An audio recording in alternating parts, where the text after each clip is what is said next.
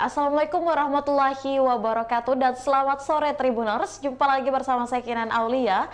Kita kembali dalam program Bincang Kota bersama Tribun Timur. Tiap Senin pastinya saya menjumpai Tribuners semua dimanapun berada. Semoga saja selalu dalam keadaan yang sehat dan berbahagia serta semangat yang tak pernah surut. Wow, luar biasa sekali tentu saja hari ini. Karena seperti biasanya kita kembali di episode kali ini, episode spesial.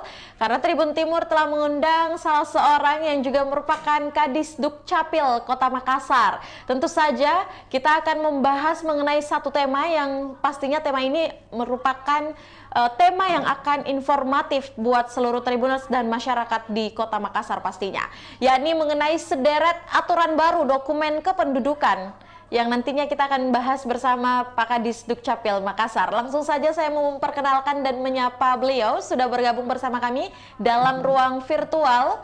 Dalam program Bincang Kota ada Bapak Hatim SSTP selaku Kadis Dukcapil Kota Makassar. Halo, Assalamualaikum dan selamat sore Pak Hatim. Waalaikumsalam, selamat sore Mbak. Iya, baik, gimana kabarnya nih Pak di sore hari? Sepertinya sangat padat juga ya? Ya, Alhamdulillah. Jadi pertama-tama izinkan saya menyampaikan permohonan maaf karena awalnya tadi pagi masih dijadwalkan untuk langsung di studio, namun karena beberapa kegiatan yang tidak bisa ditinggalkan juga sehingga jadinya sore ini kita terpaksa dalam keadaan Zoom meeting seperti ini. Iya, baik. Ya, sebenarnya ada kekecewaan, tapi lebih berharap lagi nanti kita bisa bertemu dalam ruang yang secara langsung live ya Pak. Tapi Ya, tidak mudah-mudahan tidak masalah ya, karena kedepannya. memang mungkin karena kesibukan, kekecewaannya adalah tidak bisa bertemu langsung dengan Pak Kadis Dukcapil Makassar yang baru nih. Ya, Kekecewaannya jadi mohon cuma maaf. berupa itu Pak. Ya, Baik mau Pak. jadi itu. Iya, untuk aktivitas mungkin Pak Hatim gimana nih? Mungkin selama menjadi Kadis Dukcapil Kota Makassar, gimana aktivitas lancar Pak? Kesibukan juga seperti apa ke depannya ini? Ya, Alhamdulillah Mbak. Semenjak terhitung kemarin pada bulan April, Alhamdulillah kami diberi amanat oleh Allah dan juga melalui Bapak Wali Kota, Ibu Wakil Wali Kota untuk menduduki jabatan sebagai Kepala Dinas Kependudukan dan Pencatatan Sipil Kota Makassar.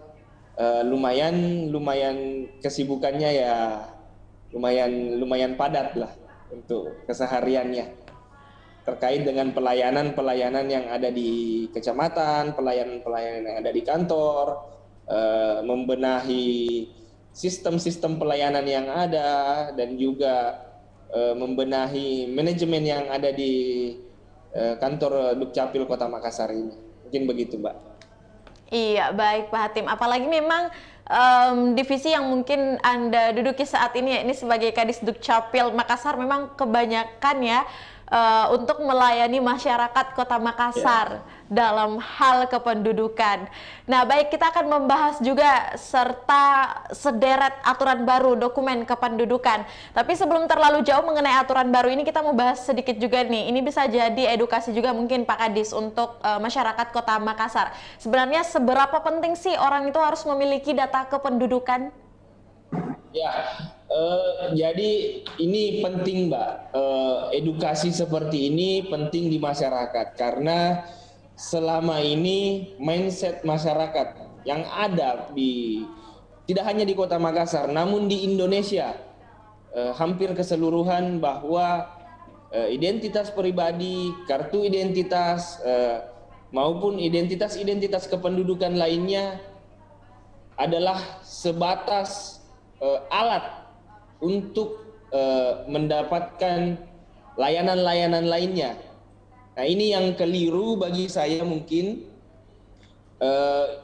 bahwa terkadang di masyarakat itu mindset seperti itu yang bahwa KTP adalah alat untuk mengurus ini, alat untuk mengurus itu, biasanya, dan juga ini terkadang di masyarakat itu nanti jika dibutuhkan baru mereka mengurus untuk dokumen-dokumen kependudukan yang semestinya mereka miliki, yang mereka dapatkan bahkan tanpa keperluan untuk dokumen-dokumen lainnya di luar dari dokumen kependudukan itu.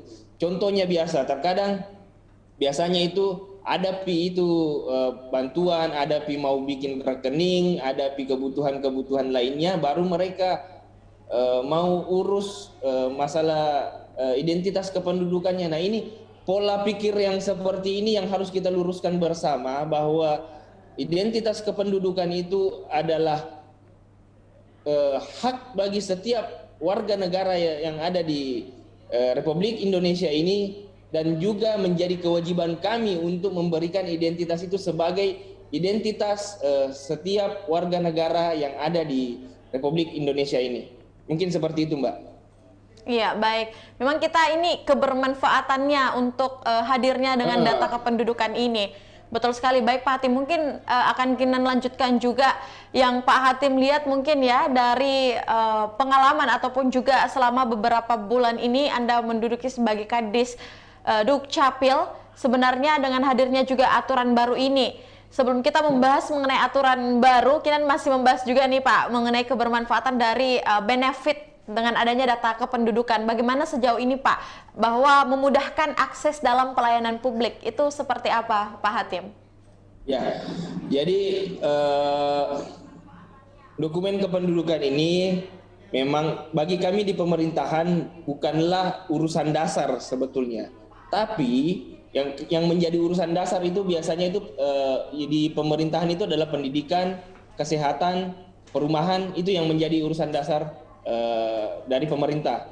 Namun bagi kami di Dukcapil, dokumen kependudukan itu memang bukanlah urusan dasar pemerintah, namun menjadi dasar setiap urusan yang ada di pemerintahan maupun di urusan kemasyarakatan lainnya. Olehnya itu penting bagi kami untuk mensosialisasikan bahwa pentingnya untuk melengkapi dokumen-dokumen kependudukan bagi warga masyarakat Kota Makassar, terlepas dari bahwa apakah dokumen tersebut akan dipergunakan untuk kebutuhan-kebutuhan lainnya, setidaknya wajib bagi kami untuk melayani dan mempersiapkan dokumen bagi masyarakat Kota Makassar, maupun juga adalah hak yang perlu kita ketahui adalah hak setiap warga negara untuk mendapatkan layanan dan juga dokumen-dokumen kependudukan yang mereka butuhkan.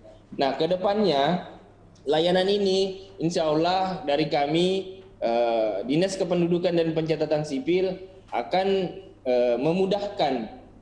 Inilah konsekuensi dari sebuah SKPD yang berasas dari layanan kepada masyarakat, bagaimana layanan itu dapat lebih mudah untuk diakses, dapat lebih mendekatkan kepada masyarakat. Kalau perlu bahkan ada prinsip kami di Dukcapil ini, kalau perlu layanan itu berada di depan pintu rumah masyarakat. Jadi itu yang menjadi komitmen kami ke depannya, insya Allah, bagaimana untuk menghadirkan layanan-layanan ini sedekat mungkin kepada masyarakat, sehingga masyarakat pun sendiri merasa terlayani dan dapat mampu mengurus dokumen kependudukannya secara langsung dengan fasilitas-fasilitas yang telah kami siapkan, sistem-sistem yang telah kami benahi. Mereka dapat langsung mengurus, mereka dapat datang langsung ke kantor-kantor yang kami siapkan maupun layanan-layanan yang telah kami siapkan, sehingga mereka ke depannya tidak lagi menggunakan jasa-jasa perantara untuk mengurus dokumen-dokumen kependudukan yang mereka butuhkan. Mungkin seperti itu, Mbak. Iya, baik. Memanglah sangat luar biasa sekali ya penjelasan dari Pak Hatim, apalagi dengan opini pelayanan kita usahakan dengan opini pelayanan sudah ada di depan rumah masyarakat. Ini luar biasa sekali nih Pak. Tapi sebelum itu Pak, mungkin kita akan kembali ke tema juga Pak Hatim, seperti yang Kinan sampaikan di awal mengenai sederet aturan dokumen kependudukan. Mungkin Pak Kadis nih boleh langsung saja, sebenarnya di tahun 2022 ini aturan baru pemerintah itu seperti apa saja Pak? Ya, jadi di kami di Direktorat Jenderal Kependudukan dan Pencatatan Sipil, khususnya yaitu di Kementerian Dalam Negeri, Bapak Mendagri telah mengeluarkan Permendagri nomor 73 pada bulan April kemarin, pada tanggal 21 April, secara otomatis akan langsung dapat diaplikasikan terhadap layanan-layanan yang ada di Kota Makassar. Nah, bagaimana semangat dari Permendagri nomor 73 ini? Permendagri nomor 73 ini adalah semangatnya bagaimana untuk lebih memudahkan masyarakat dalam penulisan nama pada dokumen kependudukan. Jadi inti dari Permendagri nomor 73 ini yaitu adalah kaidah-kaidah penulisan nama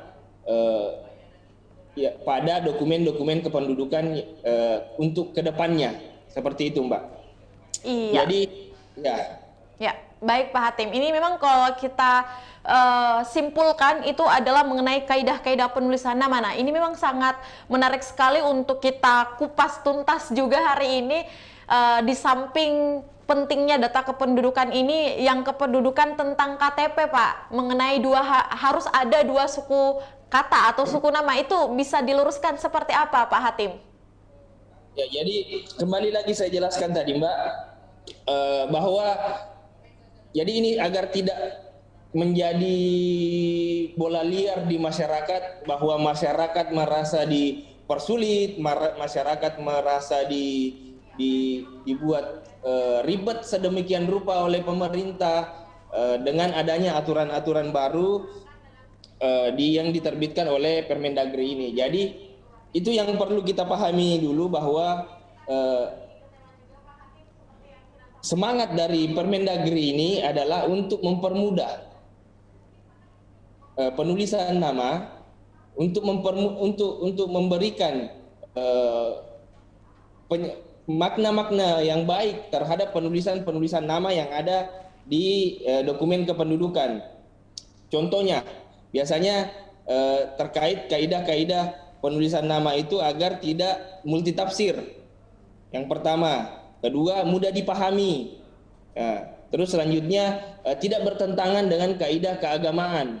Nah, ini yang menjadi semangat atau spirit utama dari terbitnya Permendagri 73 ini. Jadi justru masyarakat dengan lahirnya Permendagri ini, semangat awalnya adalah untuk bagaimana masyarakat melindungi masyarakat warga dalam hal pemilihan nama di dokumen kependudukan. Salah satu contoh, apabila kita keluar dari kaidah-kaidah dari keagamaan atau kaidah-kaidah penulisan nama yang ada ditetapkan dalam aturan, biasanya itu di pemilihan nama terhadap anak.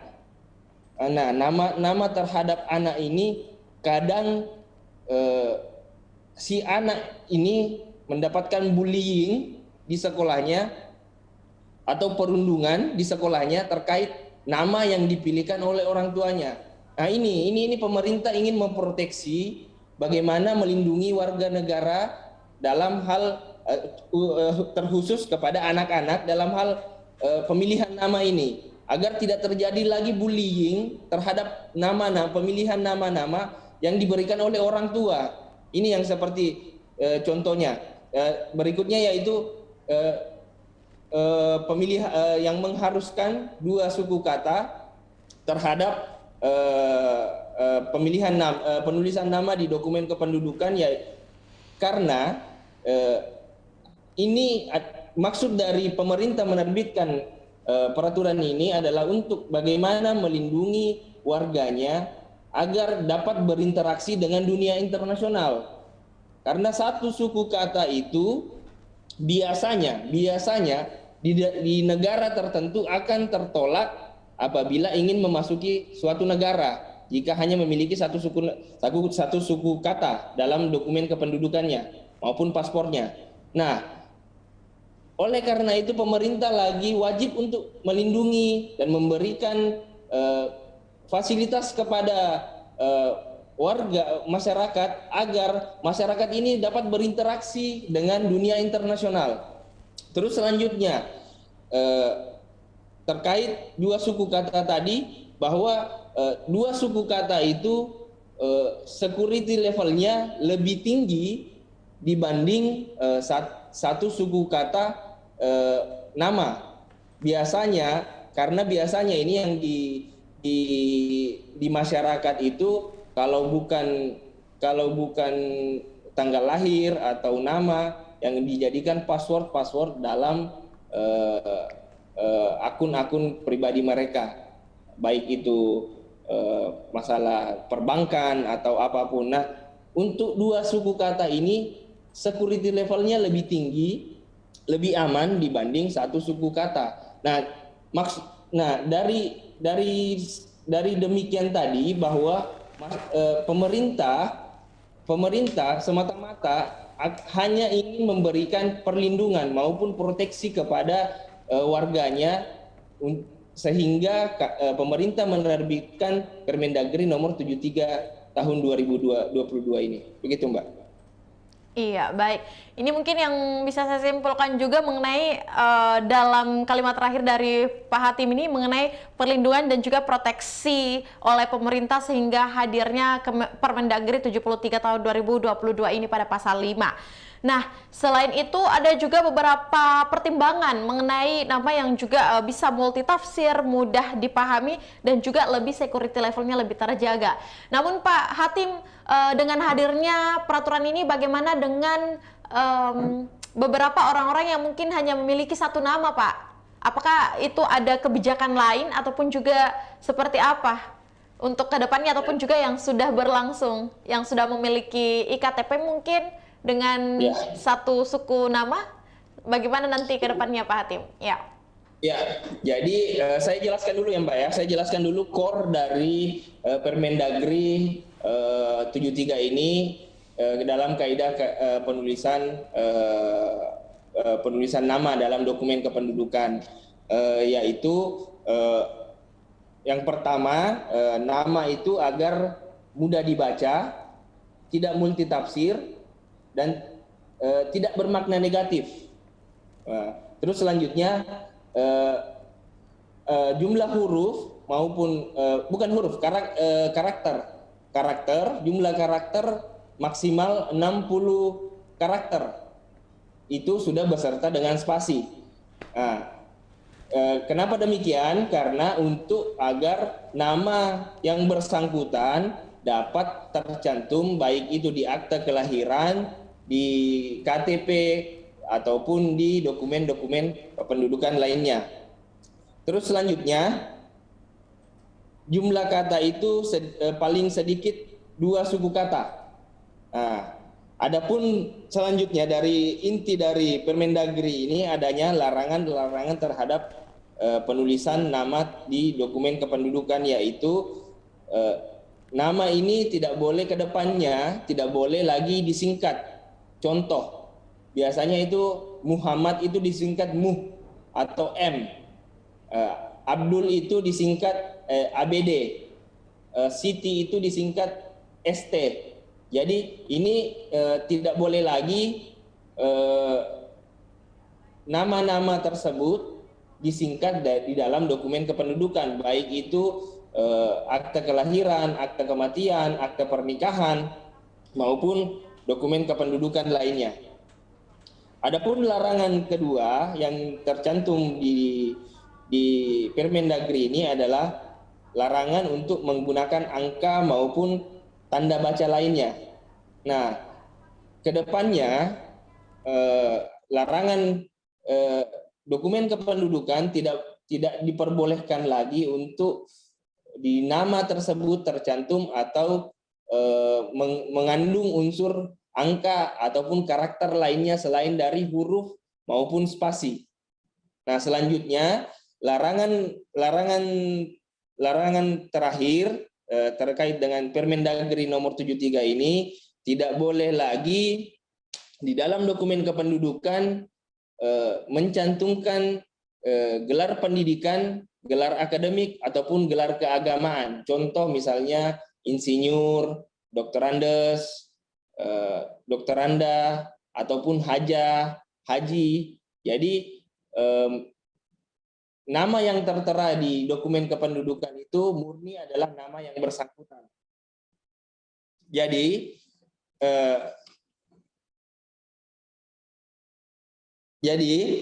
lantas muncul pertanyaan tadi.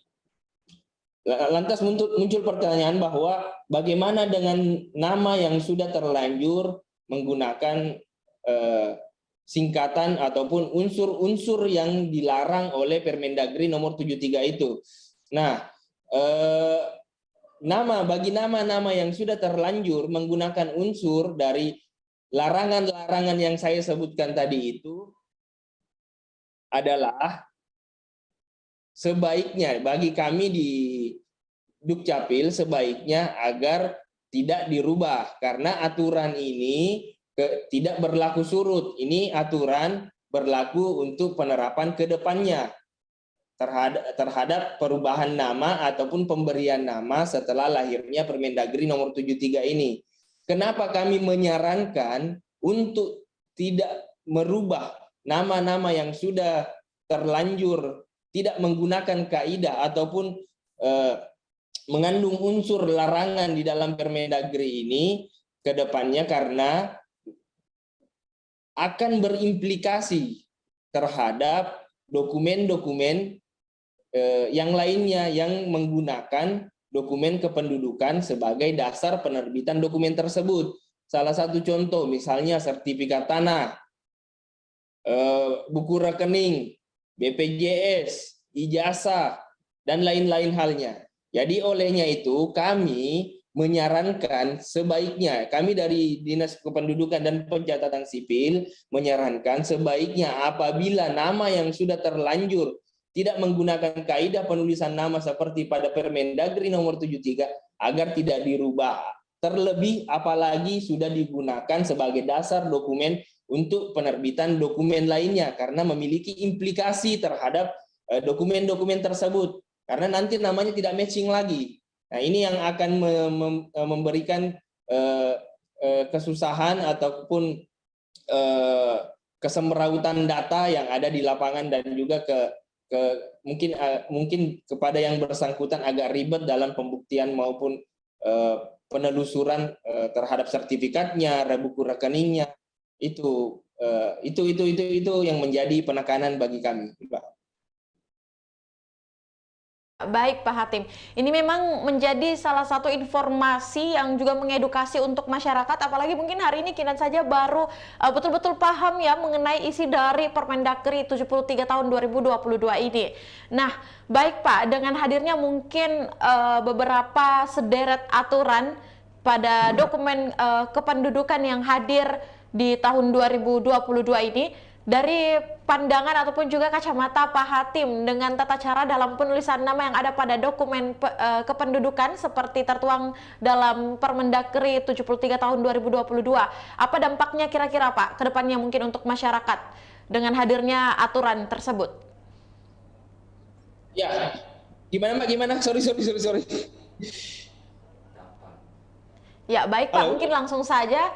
Ya, kalau kita baik saya ulang kembali Pak, mungkin karena jaringan juga ya.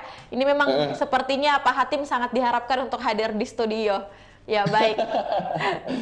Baik Pak Hatim. Insya Allah ke depannya Mbak. Iya, baik, ditunggu Pak.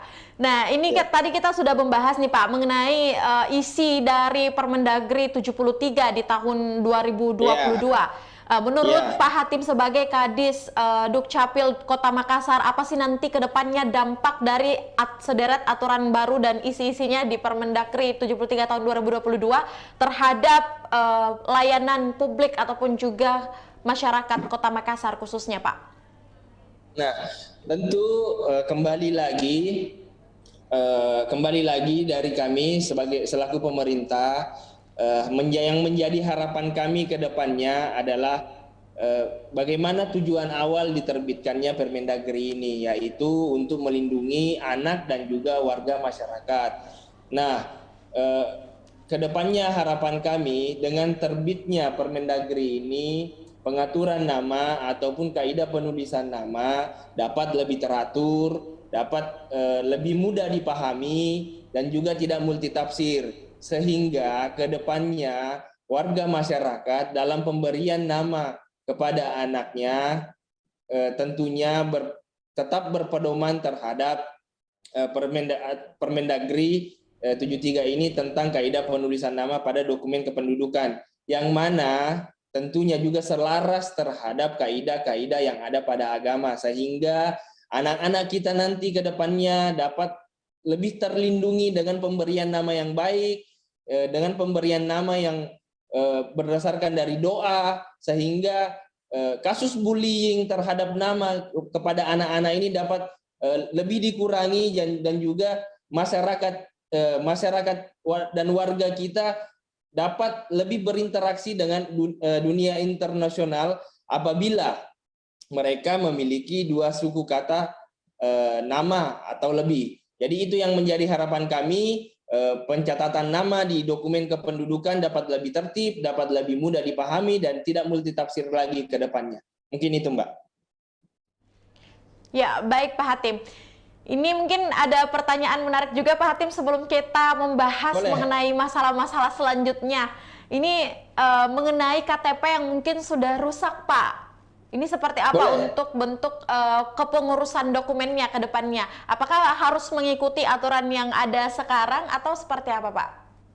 Ya, untuk KTP yang rusak, pergantian KTP yang rusak, apabila kita mengajukan, Bapak Ibu masyarakat ataupun warga yang mengajukan pergantian KTP, tentu kami akan sesuaikan dengan database yang ada pada kami, tanpa apabila tidak adanya permohonan untuk perubahan nama. Tetap kami akan proses sesuai dengan database, karena KTP yang lama itu kami tidak mengetahui di Dukcapil apakah KTP ini sudah pernah digunakan sebagai dasar untuk menerbitkan dokumen lain, sehingga riskan bagi kami jika langsung menyesuaikan nama yang ada di KTP tersebut. Olehnya itu, apabila ada permohonan untuk penerbitan KTP atau pencetakan ulang KTP, kami akan sesuaikan dengan nama yang ada di KTP lama ataupun di database yang kami miliki di sini, Mbak. Begitu.